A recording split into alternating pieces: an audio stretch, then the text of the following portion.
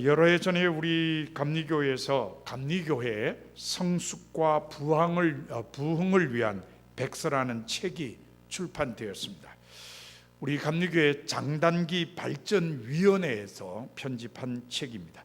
이 책에는 장단기 발전위원회 분과별 보고서와 감리교회 교회 실태, 그리고 목회자 의식에 관한 조사 결과, 더 나아가 감리교회 기초 통계 자료가 수록되어 있습니다. 이 중에서 저의 관심을 끈 부분은 제5분과의 보고서였습니다. 제5분과의 주제는 미래형 감리교회였습니다. 이 미래라는 주제는 요즘 참 말하기 어렵습니다. 특별히 21세기에서 미래를 예측한다는 것은 정말 쉬운 일이 아닙니다. 그 이유가 뭘까요? 너무 빨리 변하기 때문에 그렇습니다. 과거에는 한 100년, 200년 걸렸던 게 요즘은 하루 이틀이면 다 바뀌어져 버리는 그런 세상이 되었습니다. 이렇게 빨리 바뀌기 때문에 무슨 미래를 예측한다는 게 정말 무의미한 일일 수도 있습니다.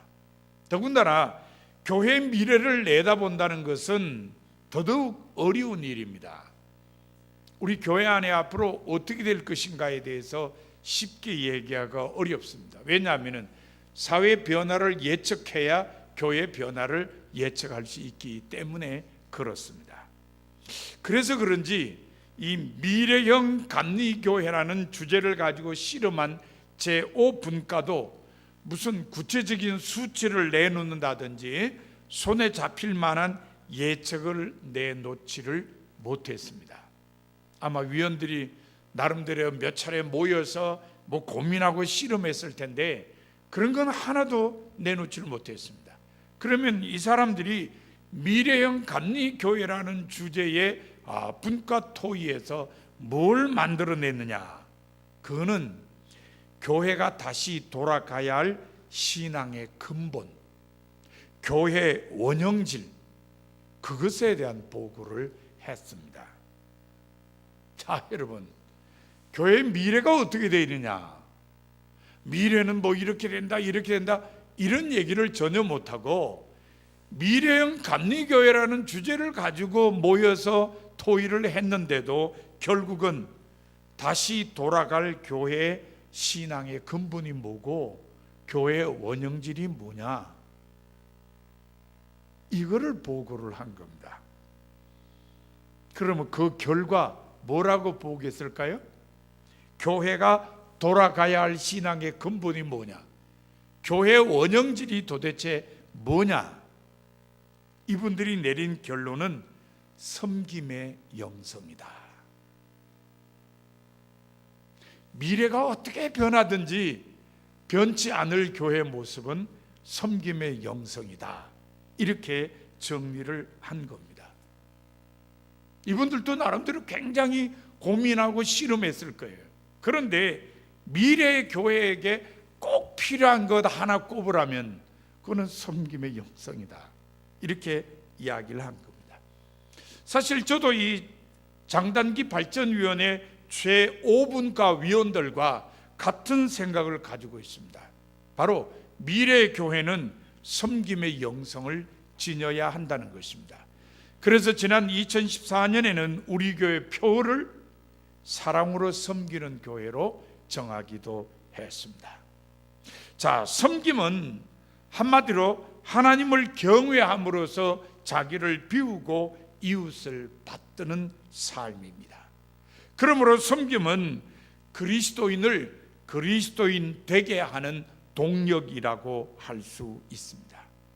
섬김이 그리스도인의 삶을 칭의, 의롭다고 인정받는 데 머물지 않게 하고 사랑을 통한 성화와 하나님의 성품을 닮은 완전회로 나아가게 한다는 것입니다. 그러면은 우리가 왜 이런 섬김을 이야기해야 되느냐? 그 이유는 섬김을 선포하신 분이 예수님이시기 때문에 그렇다는 겁니다. 오늘 본문은 그것을 우리에게 잘 보여주고 있습니다. 자, 본문의 내용은 예루살렘으로 향해 가시던 예수님과 제자들 사이에 일어난 일에 대한 기록입니다. 자, 예루살렘이 가까워지면서 예수님께서는 제자들이 아직도 예수님을 바로 이해하지 못하고 있는 것에 대해서 굉장히 안타까웠습니다. 예수님은 제자들에게 당신이 누구신지를 굉장히 자주 설명하고 깨우쳐 주었는데 제자들은 잘 깨닫지를 못했습니다. 그래서 예수님의 가르침과 제자들이 이해 사이의 간격이 좀처럼 좁아지지 않았습니다. 본문 바로 앞에 위치한 32절부터 34절 말씀을 보면은 예수님께서는 순환 예고를 하셨습니다. 내가 예루살렘에 올라가면은 고난을 받고 죽는다. 그리고 사흘 후에 다시 살아난다는 말씀을 하셨습니다. 이 순환 예고는 세 번째 예고입니다. 그런데 앞서 두 차례 예고에서 그랬던 것처럼 이 세 번째 예고를 했는데도 제자들은 전혀 깨닫지를 못했습니다. 자, 제자들이 예수님이 순환 예고를 했을 때 어떤 반응을 보였는지 살펴볼까요? 예수님이 제일 처음 순환과 부활에 대해서 말씀하신 것은 베드로의 신앙 고백이 있은 다음입니다. 다시 말하면 빌립보 지방의 가이사라는 곳에 갔었을 때 예수님이 사람들이 나를 누구라 하느냐 그렇게 물었습니다. 그랬더니 제자들이 아유 들어는 세례 요한이라 그러고 들어는 뭐 엘리야라 그러고 들어는 예레미야라 그러고 또 어떤 사람들은 선지자 중에 한 사람이라 그럽니다. 그렇게 대답을 했어요. 그랬더니 예수님께서 다시 물으시기를 그러면 너희는 나를 누구라 하느냐 그렇게 물었습니다. 그때 베드로가 주는 그리스도십니다. 이게 마가복음의 고백입니다. 마태복음에는 주는 그리스도시요 살아계신 하나님의 아들이십니다는 말까지 붙어 있습니다. 어쨌든 마가복음에는 주는 그리스도이십니다고 고백을 했어요. 베드로가 이렇게 신앙 고백을 하자 예수님께서 잘 들으라 이제 내가 예루살렘에 가면은 이 순환을 당하게 되고 죽어야 된다.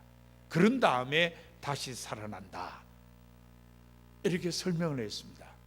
적어도 베드로가 주는 그리스도십니다는 신앙 고백을 하자 예수님께서는 이제는 내가 앞으로 가야 될 길에 대해서 얘기해도 되겠구나. 그래서 말씀을 꺼내셨는데 예수님이 순환에 대한 예고를 하자마자 베드로가 어떤 반응을 보였죠? 안 됩니다. 결코 이런 일이 주님께 있어서는 안 됩니다. 이건 뭐 정말 일고의 가치도 없는 이야기라는 거예요. 아니 그리스도이신 예수님이 지금 말씀하셨는데 그 말씀을 일고의 가치가 없는 것으로 안 됩니다. 그러고 베드로가 막아섰습니다. 그래서 예수님이 뭐라 그러셨어요?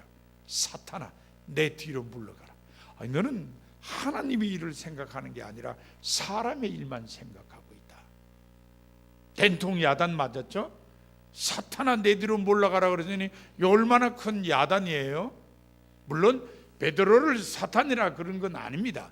왜 사탄과 같이 사람의 일을 생각하느냐 그런 뜻으로 책망을 하신 거죠. 그러니까 예수님이 첫 번째 순환 예고를 하셨는데 베드로를 비롯한 제자들이 그걸 이해하지 못해서 베드로가 대표로 예수님께 심한 책망을 받았다는 겁니다. 자, 두 번째는 이 가버나움의 길을 가고 있는데 예수님께서 두 번째 순환과 부활에 대한 말씀을 하셨습니다.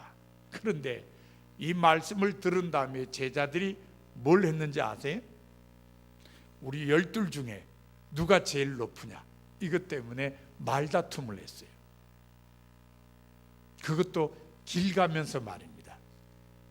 여러분 말다툼하는 게 제일 창피한 게 길 가면서 하는 거 아닙니까? 예, 길 가면서 사람들이 말다툼하면 옆에 사람들이 다 쳐다봐요. 그게 뭐 음성이 꼭 높지 않더라도 딱 들어보면 이게 말다툼하는 그 표시나잖아요. 사람들이 다 쳐다봐요. 그러니까 같이 가는 사람은 창피한 거예요. 아이고 이 인간들이 창피한지도 모르고 그냥 말다툼하는 거예요. 제자들이 그랬어요. 예수님과 함께 가는데 길에서 자기들 12 중에 누가 제일 높은지 말다툼을 했다는 겁니다. 예수님은 두 번째 순환 예고를 하셨는데 제자들은 이 고난에 대해서 생각하는 게 아니라 우리 12 중에 누가 제일 높으냐 이걸로 말다툼을 했다는 것입니다. 참 안타까운 일이죠. 그런데 오늘 본문에 의하면 본문 바로 앞에서 예수님이 세 번째 순환 예고를 하셨는데 이 반응이 또 기가 막힙니다. 세 번째 순환 예고를 하시고 난 다음에 제자들이 보인 반응, 일찍부터 예수님의 제자가 된 야고보와 요한이 고관 대작 감투를 달라고 요청했습니다. 선생님이 권자에 앉으시면 우리 두 형제를 하나는 주님 좌편에 하나는 주님 우편에 앉게 해 주십시오. 이렇게 요청을 했습니다. 지금 예수님은 순환 예고를 하셨는데 제자 중에 야고보와 요한 두 사람이 이런 요청을 했다. 이건 참 기가 막힌 겁니다. 자, 야고보와 요한이 어떤 사람이냐? 예수님이 12명의 제자들을 데리고 다니다가 몇 사람만 가야 되는 자리가 있으면 항상 누구를 데려갔어요? 베드로, 야고보, 요한. 그렇게 세 사람 데려갔어요. 그러니까 요즘 말로 하면 실행위원이에요. 실행위원. 이 실행위원 가운데 두 사람이 선생님 권자에 앉으시면 우리를 영의정, 좌의정, 우의정 뭐 이렇게 좀 시켜달라고 요청을 한 겁니다. 이게 지금 제자들이 전혀 예수님을 제대로 이해하지 못하고 있다는 걸 알려주는 겁니다. 자기들의 생각이나 자기들의 입장에서 예수님을 오해하고 있다는 겁니다.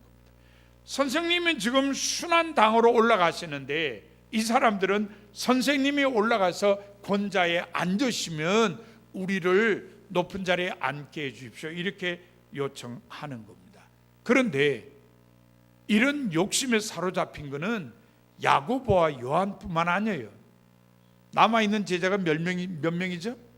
10명입니다. 근데 10명도 똑같은 생각을 하고 있었어요. 뭘 보고 알 수 있죠? 본문 41절에 보세요.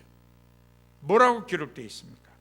10 제자가 듣고 야고보와 요한에 대하여 화를 내었다. 무슨 화를 냈겠어요? 야, 니네만 높은 자리에 앉냐? 우리는 어쩌라고? 아니, 니네가 좌편 우편에 앉으면 우리는 어디 앉냐? 이거예요. 두 사람이 높은 자리에 앉게 해달라고 요청했으면 얘들이 왜 이러냐, 창피하게 이래야지. 야, 니네 둘만 높은 자리에 앉으면 우리 10명은 어쩌라고? 시건방진 인간들 같은데 이렇게 된 겁니다. 그러니까 야고보와 요한뿐만 아니라 나머지 10명의 제자들도 모두 다 높은 자리를 탐내고 있었다는 걸 알 수 있습니다. 예수님께서 이런 제자들을 데리고 사셨어요. 그것도 3년씩이나. 정말 안타깝게 짝이 없습니다. 제가 만약 예수님 입장이라면 다 쫓아보냈을 거예요. 집에 가라고. 니네가 내 제자냐? 그리고 아마 다 쫓았을 겁니다. 그러나 예수님께서는 이런 제자들의 모습을 보시면서도 인내심을 가지고 참다운 제자 정신을 가르쳐 주셨습니다. 그리스도의 제자에게 필요한 제자 정신이 무언가를 분명히 밝히 가르쳐 주셨습니다. 곧 다른 사람보다 으뜸이 된다고 하는 것은 권력이나 소유하고 있는 재산에 의해서 표시되는 것이 아니라 다른 사람을 위해서 봉사하는 섬김에 의해 표시된다는 것입니다. 제자가 된다는 것은 높은 자리에 올라가고 많은 재산을 소유하는 게 아니라 다른 사람을 위해서 봉사하는 거다. 이걸 가르쳐 주신 겁니다. 본문 43절과 44절에 보세요. 예수님께서는 제자들에게 너희 중에 누구든지 어뜸이 되고자 하는 자는 너희를 섬기는 자가 되고 너희 중에 누구든지 크고자 하는 자는 너희를 섬기는 자가 되고 너희 중에 누구든지 으뜸이 되고자 하는 자는 모든 사람의 종이 되어야 하리라고 하셨습니다.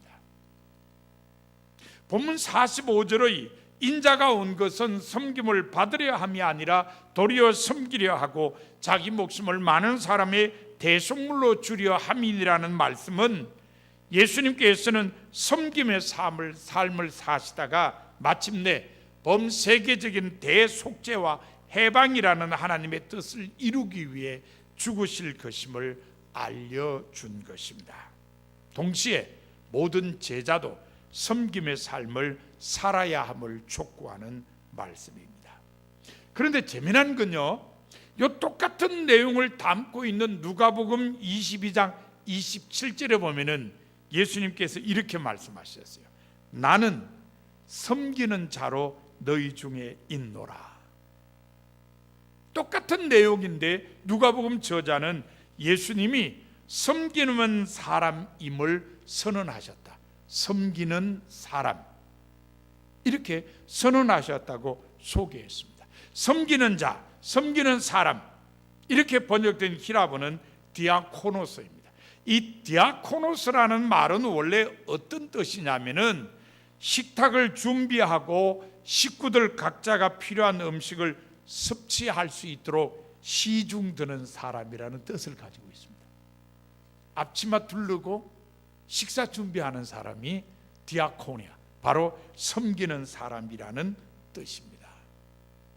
예수님께서는 예수님 자신을 섬기는 사람이라고 선언하셨어요. 그것은 앞치마 두르고 식탁을 준비하는 사람과 같은 자세로 사신다는 것을 밝히신 것입니다. 이건 대단히 중요합니다. 섬기는 사람이 되어야 한다는 건데, 섬기는 사람이 되지 않고 섬기려고 하는 사람은 문제를 많이 드러내기 때문입니다. 자, 섬기는 사람이 되지 못한 채 섬기려고 할 때는 둘 중에 하나예요. 섬김이 지배 욕망을 갖춘 강자의 위선이거나 아니면 살아남기 위한 약자의 비굴한 처세술이거나 둘 중에 하나입니다. 척한다는 거예요. 섬기는 사람이 아닌데 섬기려고 하면은 척하는 거예요. 강자가 자기 지배욕을 감추는 것이든지 아니면은 약자가 그저 살아남기 위해서 비굴하게 처세하는 것이든지, 그 둘 중에 하나라는 겁니다. 그러니까 중요한 것은 섬기는 모습을 우리가 볼 때 저 사람이 진짜 섬기는 사람이냐, 이걸 볼 수 있어야 한다는 겁니다. 말을 바꿔 얘기하면은 섬김에는 사랑이 필요하다는 것입니다. 사랑으로 섬길 때에만 그 섬김은 진정한 섬김이 될 수 있으며, 사랑으로 섬기는 사람이 될 때에 비로소 진정한 섬기는 사람이 될 수 있다는 것입니다. 그런데 문제는 이 섬김이 말처럼 쉽지 않다는 겁니다. 섬김의 삶을 살기 위해서는 꼭 필요한 게 있어요. 뭐겠습니까? 겸손입니다. 겸손이 없으면 섬길 수가 없습니다. 섬김을 선포하신 예수님께서 섬김의 본을 직접 보여주신 적이 있습니다. 언제일까요? 제자들의 발을 씻기셨을 때입니다. 요한복음 13장에 예수님이 제자들의 발을 씻기셨는데, 그때 예수님께서 제자들에게 이렇게 말씀하셨어요. 내가 너희에게 행한 것 같이 너희도 행하게 하려 본을 보였노라. 근데 예수님께서 보이신 이런 본보기는요, 동서고금을 통해서도 찾아볼 수 없는 일이라는 걸 놓쳐서는 안 됩니다. 왜요? 어느 나라에서든지 스승이 제자의 발을 씻긴 일은 없었다는 겁니다. 그러면 스승이 제자의 발을 씻기게 된 원동력은 뭐냐? 겸손이죠. 겸손입니다. 스승이 겸손해서 제자들의 발을 씻기는 섬김을 하게 된 것입니다. 그러니까 우리가 예수님을 보더라도 섬김의 삶을 살기 위해서는 겸손해야 한다는 걸 알게 됩니다. 그런데 겸손에는 두 가지 차원이 있어요. 하나는 자기를 낮추는 겁니다. 다른 하나는 뭘까요? 상대방을 높이는 거예요. 그러므로 자기를 낮추든지 아니면 상대방을 높이든지 해야 겸손의 삶이 가능한 겁니다. 여러분은 어떠세요? 자기를 낮추는 편이세요? 남을 높이는 편이세요? 분명히 우리가 겸손하려면 나를 낮추든지 남을 높이든지 해야 됩니다. 나를 낮추는 게 힘들면 상대방을 높여주세요. 상대방을 높여주기 힘드시면 나를 낮추세요. 그러면 겸손해질 수 있습니다. 인도의 예수의 신부였던 앤소니 더 멜로가 쓴 책 중에 개구리의 기도라는 게 있습니다. 이 책에는 재미난 이야기가 많이 들어있어요. 그 중에 이런 이야기도 있습니다. 히말라야 산 동굴 안에서 묵상하고 있던 힌두교 스승인 구로가 눈을 딱 떠보니까 자기 앞에 예기치 않은 방문객이 앉아 있었습니다. 그는 잘 알려진 천주교 대수도원장 아빠스였습니다. 당신이 찾는 것이 무엇이요? 하고 구로가 물었습니다. 그러자 그 아빠스는 넋두리를 늘어놓았습니다. 한때 그의 수도원은 전 서방 세계에서 유명했습니다. 수도원 독방들은 젊은 지원자들로 가득 찼습니다. 성당 안에서는 수사들의 노래소리가 울려 퍼졌습니다. 그런데 수도원에 어려운 시기가 찾아왔습니다. 사람들이 영혼의 양식을 얻기 위해 더 이상 몰려들지 않게 되었고 끊임없이 오던 젊은 지원자들도 끊어졌으며 성당은 고요해졌습니다. 소수의 수사들만 남아서 침울하게 맡은 일들을 하고 있을 따름이었습니다. 그런데 그 아빠스가 알고 싶어한 것은 왜 그렇게 되었는지, 그렇게 된 원인을 알고 싶었습니다. 그래서 구로에게 이렇게 물었습니다. 수도원이 이 지경으로 줄어든 것이 우리들의 죄 때문입니까? 그랬더니 구로가 이렇게 대답했어요. 그렇소. 무지의 죄라는 것이요. 아빠가 깜짝 놀라 물었습니다. 그런데 그 무지의 죄라는 게 무슨 죄일까요? 구로가 다시 대답했습니다. 당신네 수도원에 있는 수사들 가운데 한 사람이 변장을 한 메시아인데 당신네들이 그걸 모르고 있어. 구로는 이렇게 말하고 다시 눈을 감고 묵상에 잠겼습니다. 대화 끝, 이런 사인이죠. 아빠스는 더 물어볼 여유도 없습니다. 구로가 눈 딱 감고 다시 묵상에 들어가니까 더 이상 대화를 나누지 못하고 그 마지막 말, 당신네 수사 가운데 한 사람이 변장을 한 메시아인데 당신네들이 그걸 모르고 있어 하는 그 말을 가슴에 담고 다시 수도원으로 돌아옵니다. 돌아오는 내내 자기 수도원에 메시아가 있다는 생각에 내내 가슴이 두근거렸습니다. 그런데 아니 어떻게 메시아를 알아보지 못했을까? 도대체 누가 메시아일까? 한 사람 한 사람 생각을 해봅니다. 주방수사, 제2방수사, 회계수사, 원장수사, 원장수사까지 생각에 이르니까 아빠스가 그냥 고개를 좌우로 흔들었습니다. 에이, 아니야. 원장은 절대 아니야. 원장은 결함이 너무 많아. 근데 한편으로 가만 생각하니까 그 구루가 말하기를 메시아가 변장을 하고 있다니까 어쩌면 그 결함도 변장술의 하나일지도 모르겠다. 그렇게 생각해서 원장을 생각하다가 또 다른 수사 생각하니까 세상에 모든 사람들이 다 결함이 있는 거예요. 나름대로 다 결함이 있었습니다. 그렇구나. 이 결함이라는 것도 하나의 변장술이구나 하는 것을 아빠스가 생각했습니다. 근데 아무리 생각해도 누군지 모르겠어요. 그러나 분명한 것은 그 중에 한 명이 메시아라는 겁니다. 왜? 자기는 아니니까. 자기는 분명히 메시아가 아니니까 나머지 사람 중에 한 명이 메시아라는 겁니다. 자, 아빠스는 수도원에 돌아와서 수사들을 다 모았습니다.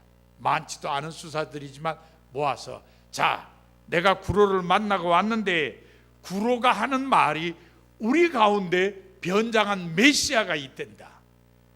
근데 우리가 그걸 모르고 죄를 짓고 있단다. 이렇게 얘기를 했습니다. 이 말을 들은 수사들이 믿기지 않는다는 표정으로 서로를 쳐다봅니다. 네가? 그러면서 서로 얼굴만 빤히 쳐다봅니다. 아니, 이 사람들 중에 메시아가 있어? 야, 이게 말도 안 돼. 어디 여기 메시아가 있을 수 있냐? 그런데 구로가 변장을 하고 있다고 했다지? 변장, 그렇지. 변장을 하면 모를 수 있지. 야, 그럼 진짜 누굴까? 모두 다 서로의 얼굴을 쳐다보면서 이 사람일까? 그렇게 생각을 하게 되었습니다. 아무도 누가 메시아인지 모릅니다. 그러나 분명한 게 하나 있습니다. 메시아가 변장을 하고 있기 때문에 알아보지를 못한다는 겁니다.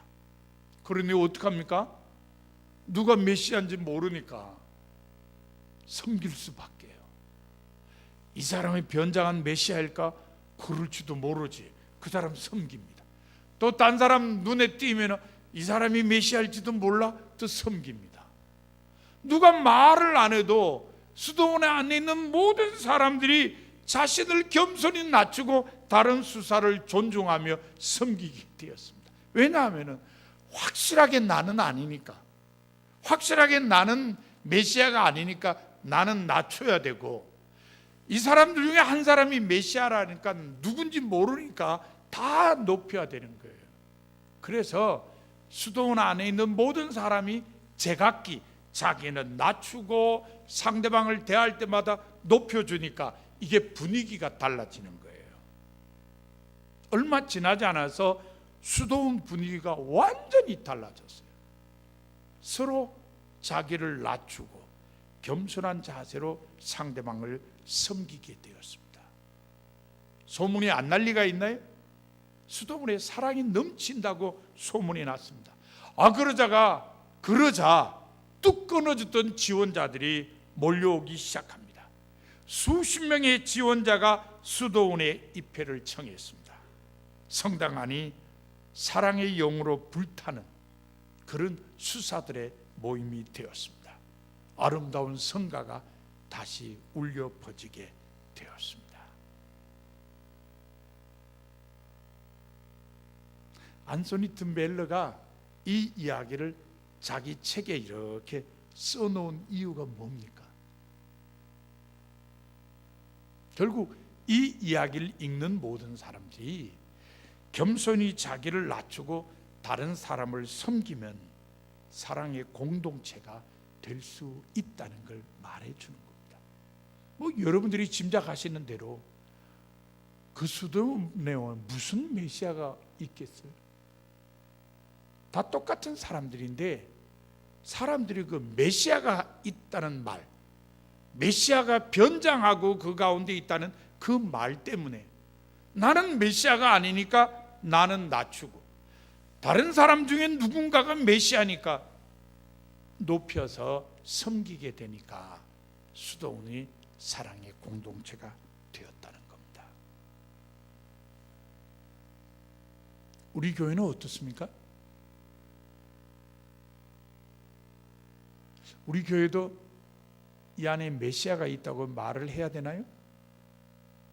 그 말을 안 해도 자기를 낮추고 다른 사람을 존중하며 섬기는 공동체가 돼야 하지 않을까요? 정말 우리 교회가 그런 모습인지 우리가 좀 돌아봐야 될 겁니다. 그리고 그런 공동체가 되도록 하기 위해서 우리 한 사람 한 사람이 나를 낮추고 다른 사람을 존중하며 섬겨야 될 겁니다. 여러분이 진짜 우리 교회가 사랑의 공동체가 되기를 원하신다면 여러분 모두가 사랑으로 섬기는 사람들이 되셔야 됩니다. 우리 교회뿐만 아닙니다.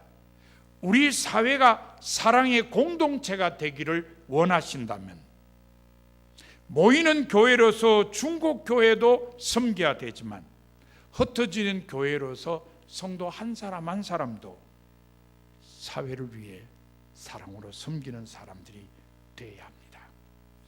지배욕을 갖춘 강자의 위선이라 살아남기 위한 약자의 비굴한 처세술로서 섬김이 아니라 진정한 사랑으로 섬김을 실천해야 합니다. 그것이 하나님께서 여러분에게 바라시는 제자의 삶입니다. 여러분 모두 사랑으로 섬기는 교회로서 어느 누구에게나 어느 공동체에서나 진정으로 섬기는 사람들이 되어서 이 시대에 예수 그리스도의 제자의 삶의 모습을 보이며 사는 성도가 다 되시기를 바랍니다.